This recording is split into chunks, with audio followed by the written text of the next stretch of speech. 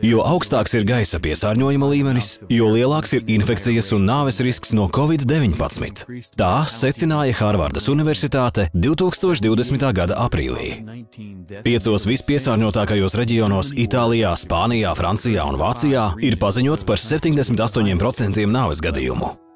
Tas pats attiecas uz citām koronavīrusa infekcijām un elpošanas ceļu slimībām, piemēram, gripu. Piesārņota gaisa ieelpošana gan telpās, gan ārpus tām ievērojami palielina nāves risku. Cepter Therapy Air Ion ir vienīgais gaisa attīrītājs, kas 2016., 2019. un 2020. gadā jau 3 reizes ir atzīts par labāko gaisa attīrītāju Vācijā.